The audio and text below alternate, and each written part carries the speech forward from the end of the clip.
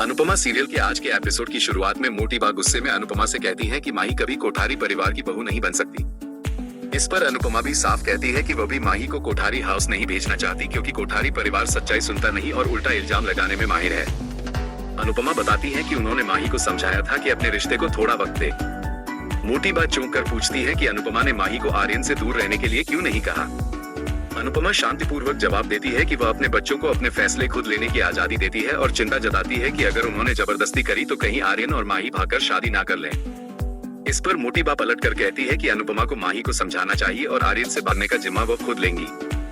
अनुपमा उम्मीद है कि कुछ भी ऐसा मत करना जिससे बच्चे और ज्यादा भड़क जाएं, लेकिन मोटी बा फिर गुस्सा करती है। तभी राघव बीच में टोकता है और कहता है कि जब वक्त आपको कुछ नहीं सिखा पाया तो अनुपमा क्या सिखा पाएंगी। राघव गुस्से में कहता है कि माही कोठारी परिवार की बहू बनने से बेहतर है कि वह कुंवारी ही रहे क्योंकि कोठारी परिवार तो जुल्म को बिजनेस की तरह चलाते हैं। मोटी बा राघव को चुप रहने को कहती है, लेकिन राघव पलट कर कहता है कि मैंने तो अभी आवाज उठाई ही नहीं है। अगर मैंने आवाज ऊंची की तो आप और आपके बेटे अब तक जेल में होते। राघव साफ कहता है कि मैंने सिर्फ केस वापस लिया है, आपको माफ नहीं किया है। अगर जरूरत पड़ी तो केस दोबारा भी खोल सकता हूँ, फिर आप और आपके तीनों बच्चे जेल में नजर आएंगे। मोटी बात चौंक जाती है और वहाँ से चली जाती है। राघव ज्यादा बोलने के लिए अनुपमा से माफी मांगता है और कहता है कि वह माही को समझाए, लेकिन अनुपमा कहती है कि माही नहीं समझेगी और परेशान हो जाती है। दूसरी तरफ प्रार्थना अंश का शुक्रिया अदा करती है कि वो उसके साथ आया। अंश मुस्कुराकर कहता है कि वे अच्छे दोस्त हैं। प्रार्थना तय करती है कि वह अब अपना मैनेजमेंट कोर्स पूरा करेगी। अंश उसे हिम्मत देता है क्योंकि प्रार्थना को गौतम की वजह से चिंता है। प्रार्थना कहती है कि गौतम पराग के बिजनेस को नुकसान पहुंचा सकता है, इसलिए वह अब तक चुप है। अंश उसे सलाह देता है कि उसे डरने की जरूरत नहीं है, पराग बहुत ही स्मार्ट बिजनेसमैन है। अगर गौतम इतना ही काबिल होता तो वह अपने खुद के फैमिली बिजनेस को आगे बढ़ाता, ना कि कोठारी परिवार के बिजनेस में रुचि रखता। प्रार्थना अंश की बातों से प्रेरित होती है। अंश उसे अनुपमा से मिलने के लिए कहता है और वह मान जाती है। इसके बाद लीला और बाकी को पता चलता है कि अंश और प्रार्थना साथ थे तो उन्हें शक होने लगता है। अनुपमा प्रार्थना का स्वागत करती है और उसके पढ़ाई के फैसले के लिए उसका सपोर्ट करती है।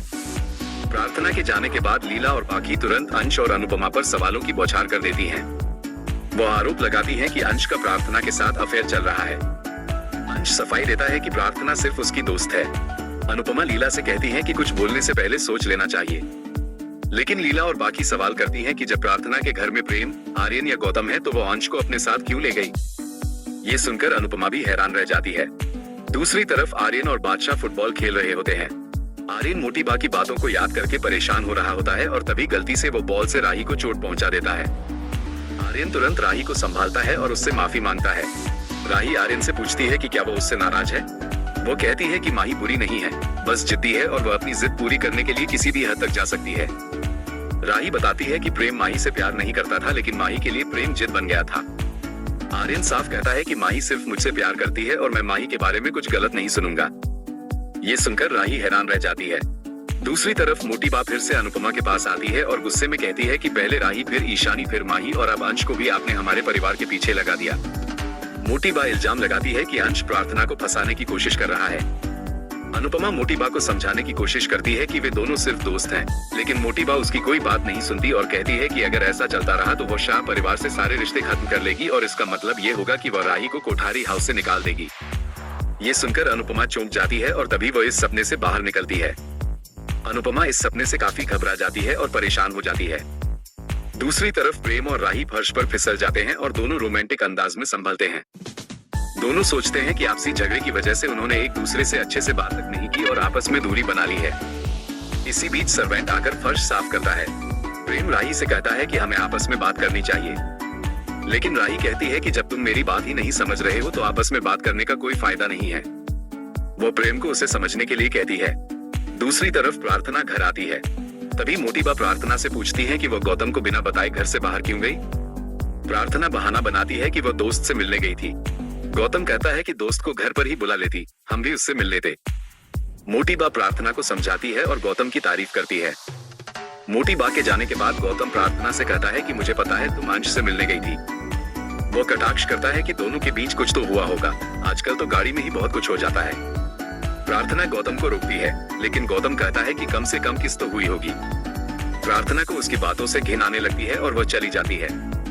गौतम समझ जाता है कि अब उसकी धमकियों का असर नहीं हो रहा और वो प्रार्थना को दूसरे तरीके से सबक सिखाने का फैसला करता है। दूसरी तरफ अंश लीला और पाखी के इल्जामों से परेशान होता है और गुस्सा करता है। वो सोचता है कि कहीं अनुपमा भी उसे गलत ना समझे, इसलिए वो अनुपमा से बात करने का फैसला करता है। दूसरी तरफ ख्याति और राही के बीच बहस हो जाती है क्योंकि राही आर्यन और माही के रिश्ते के खिलाफ है, लेकिन ख्याति तय कर लेती है कि चाहे कोई भी इस रिश्ते के खिलाफ हो लेकिन वह आर्यन का साथ देगी। मीता चेतावनी देती है कि अगर माही और आर्यन की शादी हुई तो प्रेम और राही का रिश्ता टूट सकता है।